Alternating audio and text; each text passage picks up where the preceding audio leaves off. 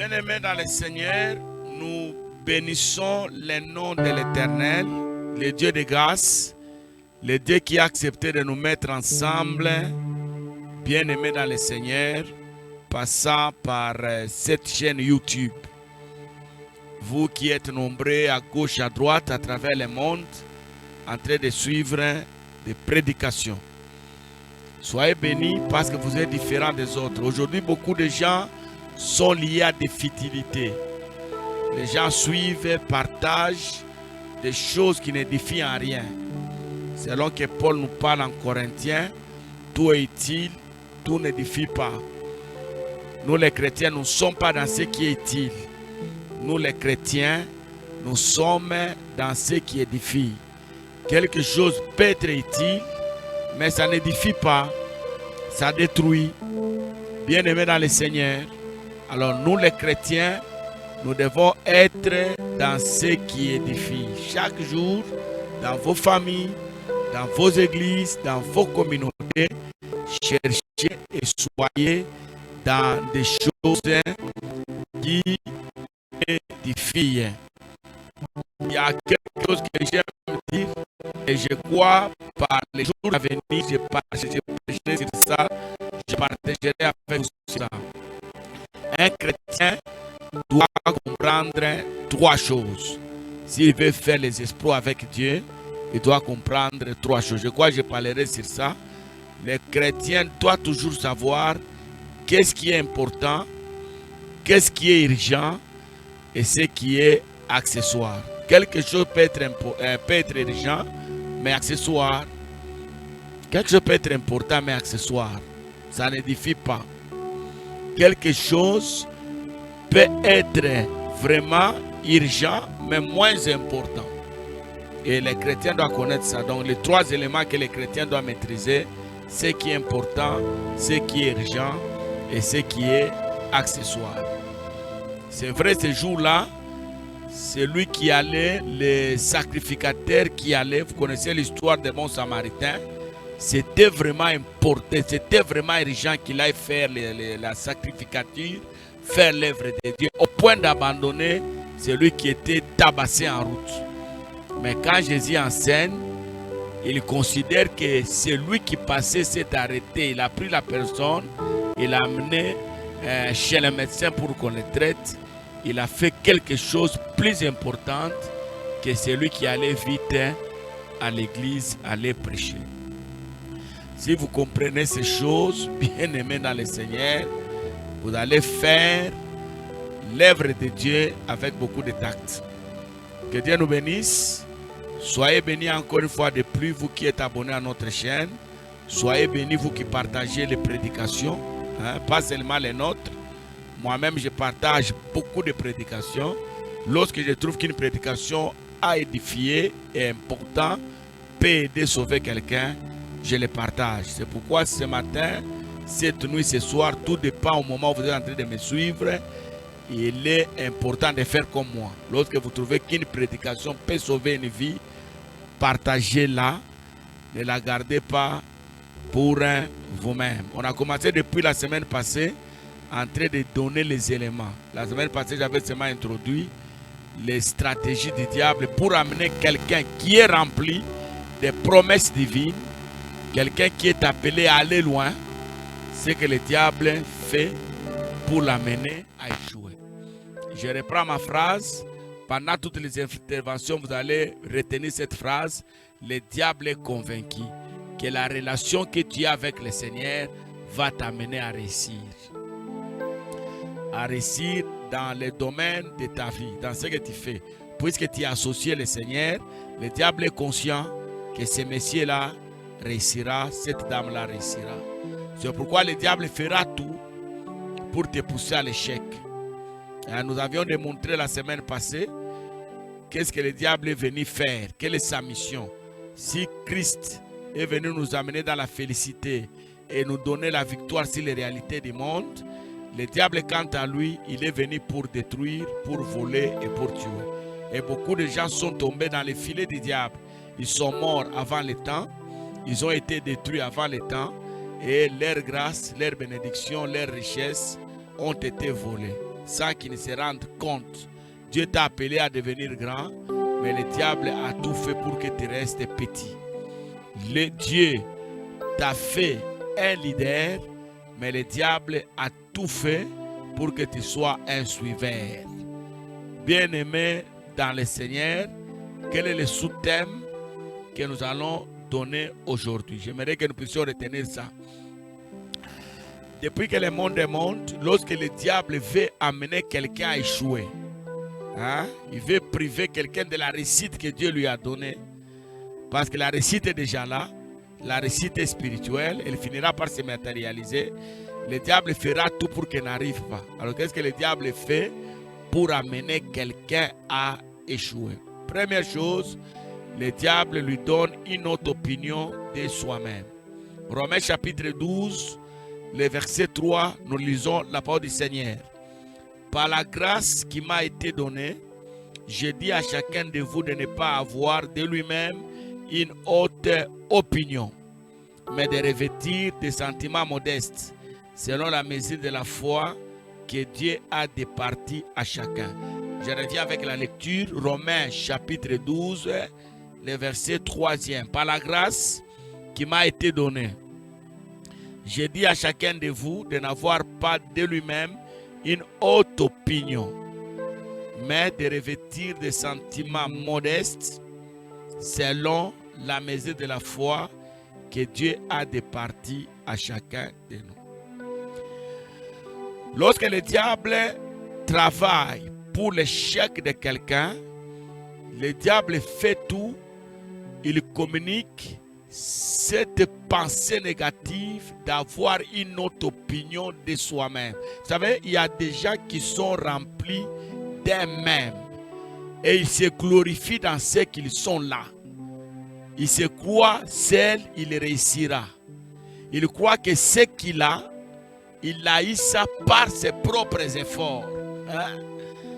Même dans cette histoire-là, le diable s'est arrangé. Il a introduit ça même dans nos églises. Il y a des hommes de Dieu qui ont commencé dans les vides. Dieu l'a appelé et Dieu lui a fait un nom. À un certain moment, il va même oublier de prêcher l'évangile qui lui a été donné, le message qui lui a été donné. Il a commencé à parler de lui-même. Il parle des exploits. Il croit qu'en lui-même, il est capable. Les gens vivent comme ça. Donc, ils sont remplis d'eux-mêmes. Donc, quand vous voyez quelqu'un rempli de lui-même, c'est une personne que le diable est en train de pousser à l'échec. Le diable est en train de tout faire que cette personne, malgré les promesses divines qu'il a, les promesses de Dieu, qu'il puisse échouer. Et quand vous échouez, quand vous êtes bloqué, le diable se glorifie. Il se frappe dans la poitrine et il se dit à lui-même, au moins j'ai accompli ma mission. Avoir une autre opinion de soi-même, c'est ne considérer personne. Dieu lui-même, il n'a pas créé le monde seul. Quand vous lisez la parole, il a dit venons et faisons. Il a travaillé avec les autres. Jésus qui était Dieu, quand il est arrivé sur cette terre envoyé par son Père, il n'a pas travaillé par lui-même. Il a travaillé par les autres. Il y a des choses qu'il pouvait faire, mais il a dit aux autres, faites. Regardez dans la Bible, Moïse a travaillé avec une équipe. Il a considéré les autres.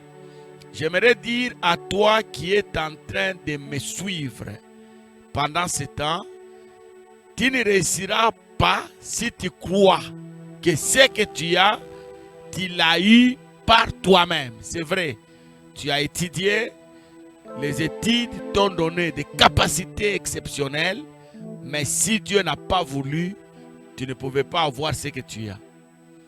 Donc à chaque instant, nous devons toujours nous rabaisser aux pieds de Jésus et dire ce que j'ai, je l'ai par la grâce.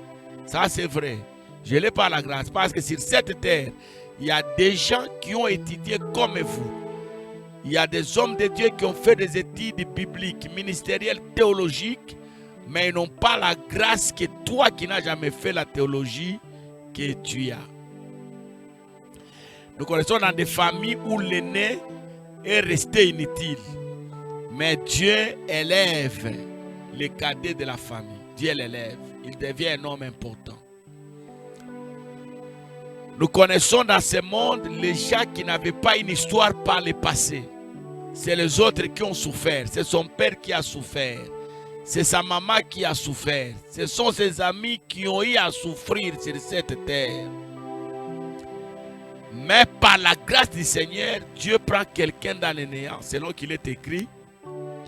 Dieu prend quelqu'un dans la poussière et il les fait asseoir avec les grands.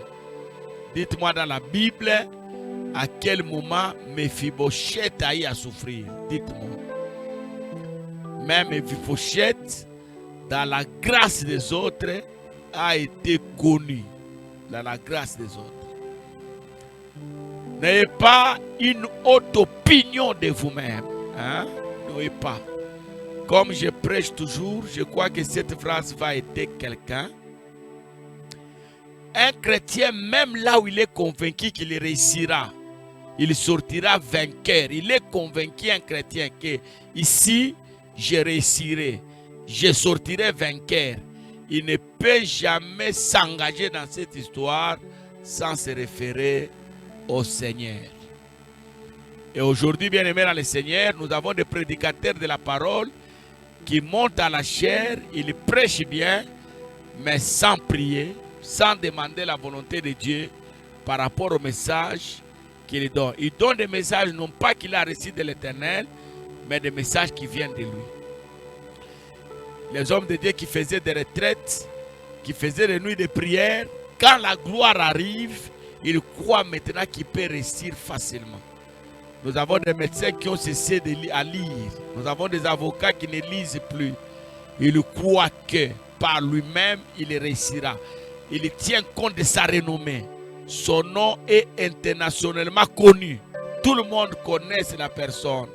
Alors, il se permet de faire, de dire de n'importe quoi. Il est rempli de lui-même. Écoutez ce que Romain nous dit. Par la grâce qui m'a été donnée, je dis à chacun de vous de ne pas avoir une haute opinion de soi-même. Dans la vie, si vous voulez aller loin, vous avez besoin des autres. Vous avez besoin de conseillers. Vous avez besoin de se référer aux aînés. Hein? Quel que soit ce que vous êtes, homme de Dieu, quel que soit ce que vous êtes, homme politique, apprenez à vous référer aux autres. C'est alors que vous réussirez. Les gens qui ont une autre opinion d'eux-mêmes, ce sont des gens que Dieu rejette facilement. Et cette pensée-là, d'avoir une autre opinion de vous-même, ne vient pas de Dieu. C'est le diable qui vous remplit de cette pensée-là. Hein? Pour vous amener à échouer. Arriver quelque part et que vous soyez bloqué. Voilà ce que Dieu m'a mis à cœur, que je partage avec vous. Et le sous-thème qui va venir va nous donner notre deuxième stratégie. Donc une autre opinion de soi-même, c'est l'œuvre du diable dans la vie de quelqu'un. Dieu résiste aux orgueilleux, mais il fait grâce aux humbles. Dieu est prêt à marcher avec des gens qui savent se rabaisser. Jésus, son ministère sur cette terre, c'était un ministère d'humilité. Je répète encore, même là où il pouvait lui-même multiplier les pains, il a dit aux disciples, donnez-vous vous-même à manger. Ce n'est pas qu'il était incapable, mais il voulait montrer à ses disciples que vous êtes aussi importants à mes côtés. Hein? C'est très important et très utile. Et Jésus, à un certain moment, il a dit à ses disciples, je ne vous appelle pas mes serviteurs, je vous appelle mes amis. Ça ne signifie pas que ces gens-là étaient ses amis, c'était ses serviteurs, mais Jésus avait besoin de ces gens-là. Que Dieu nous bénisse. N'oubliez pas trois choses. Si vous n'êtes pas abonné, abonnez-vous. Si vous êtes abonné et que vous avez eu à suivre ces messages, partagez-les. Et si vous prenez la décision de partager ces messages car vous l'avez trouvé bon, qu'est-ce qu'il faut faire? Il faut d'abord l'auditionner, les visualiser avant de les partager. Que Dieu vous bénisse et à la prochaine.